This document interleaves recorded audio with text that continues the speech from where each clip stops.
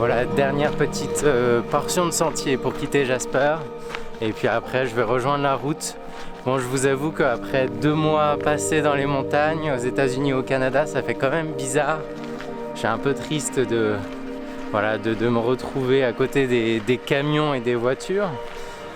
Mais bon, même si la météo est pas si terrible que ça, bon, ça commençait quand même à devenir très très compliqué d'avancer dans la neige, voire même risqué. Donc je fais le choix de la prudence, de la juste mesure. Et puis voilà, ça va me permettre aussi d'accélérer un petit peu pour avancer en direction du Yukon.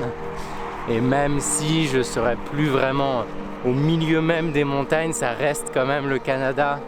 Donc on va continuer à découvrir plein de belles choses sur notre chemin, j'en suis sûr.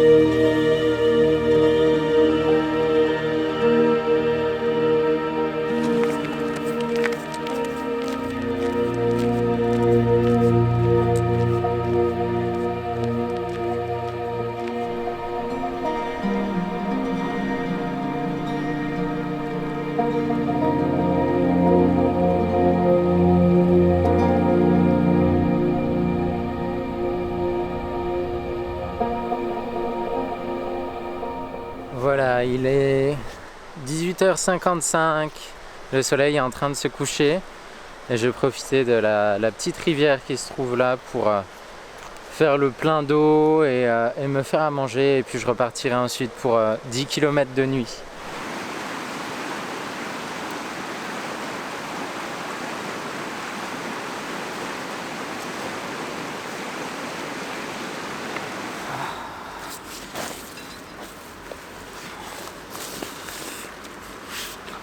Voilà, bon, en ce moment je vous cache pas que c'est compliqué de marcher 40-50 km par jour sans marcher de nuit, quoi. Parce que les journées se raccourcissent à vitesse grand V. Et en fait tous les jours je finis mais complètement rétamé. En plus j'ai une hanche complètement flinguée. Forcément ça aide pas. Puis c'est vrai que on s'imagine que marcher sur la route, c'est facile parce que c'est tout plat, mais en fait c'est justement parce que c'est une surface plane et dure, c'est extrêmement traumatisant pour le corps. Et psychologiquement, c'est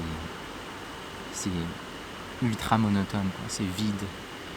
Et j'avoue que j'ai un petit peu du mal à trouver l'intérêt de la chose. Donc voilà, en ce moment je suis un petit peu à bout, à la fois physiquement et psychologiquement.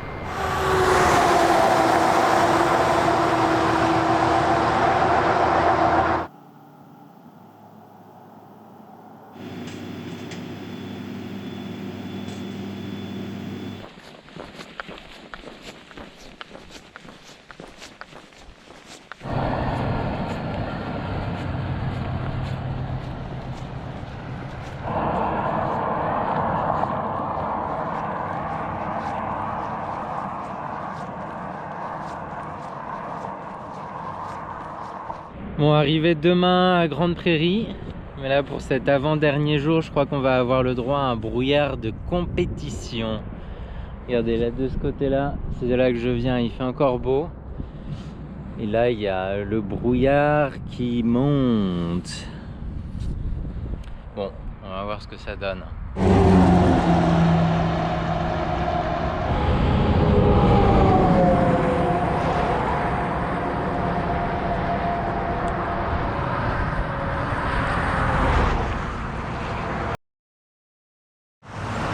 Voilà, bien arrivé à Grande Prairie après 400 km de route effectuée donc depuis Jasper.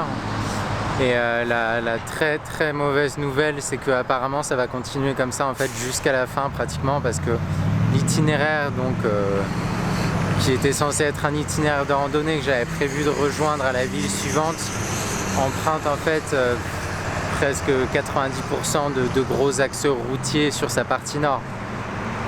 Donc là je vous avoue que j'ai vraiment le moral au fond des chaussettes et j'ai clairement pas envie de continuer comme ça quoi. C'est même pas que c'est difficile physiquement et psychologiquement, même si clairement ça a été un calvaire pour dire vraiment les choses. Mais c'est surtout que je vois pas l'intérêt en fait. Enfin, je vois pas l'intérêt. Mon quotidien c'est de marcher sur le bord de la route pendant des milliers de kilomètres, coincé entre d'un côté les sapins et puis de l'autre les gros camions. Et quand j'arrive en ville, voilà, c'est ça. Et puis voilà, je passe une nuit en motel, je repars le lendemain, je bouffe dans un fast-food. Enfin vraiment non, je suis pas là pour ça quoi, je suis pas là pour ça. Donc oui, c'est ici à Grande Prairie que s'arrête la marche pour moi. Je vous avoue que c'est un crève-cœur d'en arriver à cette décision, mais je pense que c'est vraiment le mieux à faire, sachant que la seule chose en fait qui pourrait me pousser à continuer, c'est mon ego. Et au point où j'en suis, il est peut-être nécessaire de le mettre un petit peu de côté. Je me suis aperçu que la marche finalement c'était un outil qui jusqu'à maintenant a été absolument formidable pour rencontrer les gens et pour explorer la nature. Mais là clairement la marche dessert finalement mes objectifs plus profonds que j'ai découverts au fur et à mesure. Et pour continuer à aller de l'avant, il faut que je laisse la marche de côté. Donc ouais, c'est un choix difficile, mais les 3000 derniers kilomètres jusqu'à l'océan Arctique, je vais les faire en stop. Je vais les faire en stop et puis je vais continuer par contre à faire vivre ce projet comme je l'ai fait jusqu'à maintenant. Parce que je me suis rendu compte que c'est vraiment ça qui me motivait au final. Au-delà du challenge physique, au-delà du record, au-delà du fait de dire je l'ai fait, ce qui m'intéresse c'est d'aller à la rencontre des gens, d'aller à la rencontre de la nature, et que ce soit à pied ou d'une autre manière, c'est pas grave. C'est pas grave. S'il faut que ça se fasse d'une autre manière, ça se fera autrement. Voilà.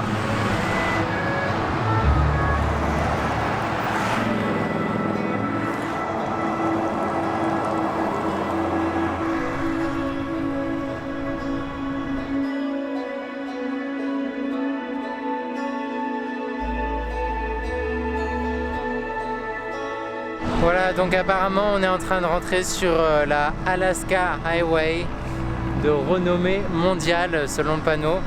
Et c'est aussi ici donc, que je rejoins en théorie l'itinéraire du Trans-Canada Trail qui devait normalement m'emmener donc jusqu'à l'océan Arctique, mais qui est en fait à 90% sur de la route.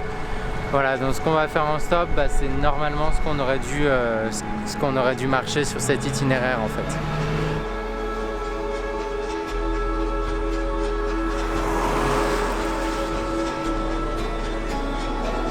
Bon voilà, ça fait plus d'une heure que j'attends par moins 10 degrés Celsius, donc j'ai un petit peu en train de me transformer en glaçon. Bon là, de toute façon, le soleil est en train de se coucher, je crois qu'il va falloir que je me fasse une raison. Essayer de trouver un spot où planter la tente et puis demain sera un autre jour.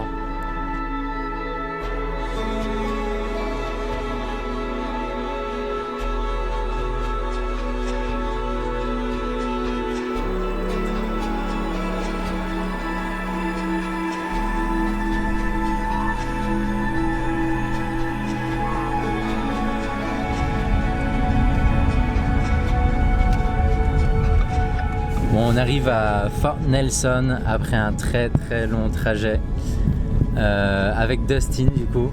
Thank you so much, Dustin. Yeah, no problem. Dustin or Justin? Sorry, I It's get Dustin. Dustin. Okay, I got it right that time. I wasn't too annoying. No, you kept me up. I liked all the stories. Yeah, I'm glad to have met you on your journey. Yeah, that was a great time. Yeah. poor guy. No one to pick you up. Yeah. That kind of flight is just beautiful. And you say we were in a reservation? Yeah, this is Fort Elson First Nation Reserve. Okay. Yeah, this is it. We're still on it. Okay. So are you part of a native tribe as well? I don't know how you say that actually. Yeah. What word do you like to use? Like indigenous, aboriginal, or First Nation. First Nation? Yeah. Okay. Cool. Yeah, no, not indigenous. Not indigenous. Indigenous is not good. I don't like it. Okay. Yeah, Sure. no, this is I'm Cree Nation. Okay. Awesome. Yeah. So here you say it's a Cree and Cree and Dene. and Dene reservation. Yeah.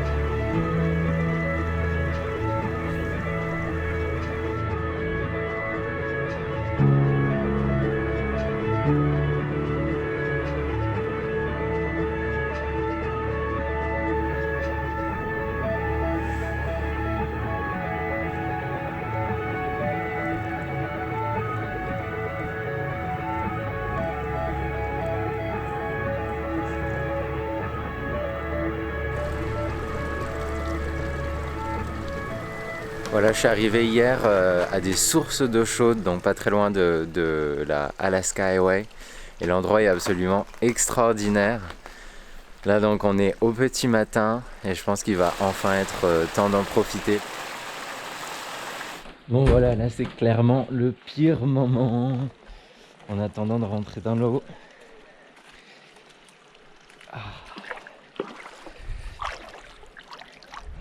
Ah, franchement c'est vraiment trop agréable, c'est exactement ce qu'il me fallait pour délasser les muscles de mes jambes et c'est vraiment incroyable d'avoir la sensation de chaleur mais de regarder tout autour de soi et de voir un paysage enneigé, c'est une sensation très particulière.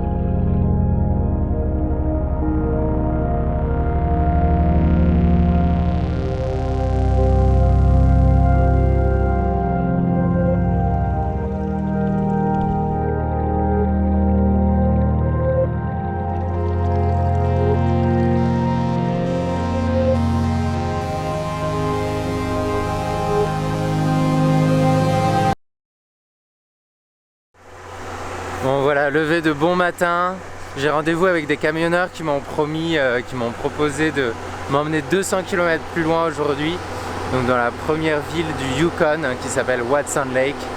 Donc c'est super chouette, je vais aller les retrouver.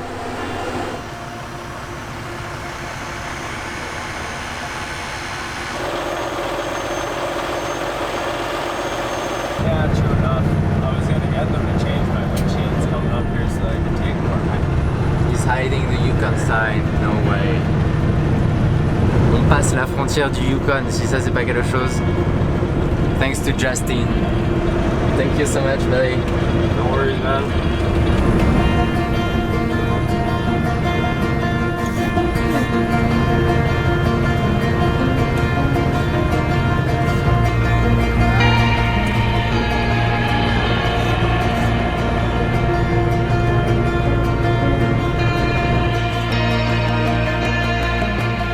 Voilà, bien arrivé dans le Yukon, ça fait super plaisir.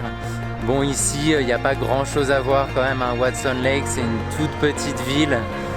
Mais voilà, bon, même si ça a été un choix difficile d'arrêter la marche pour continuer en stop, bah, pour l'instant, je le regrette pas parce que je serais resté bloqué sur la route de toute manière, en fait. Donc j'espère au moins qu'en remontant vers le nord, on aura un petit peu plus d'opportunités de découvrir la nature alentour et puis peut-être de faire de belles rencontres.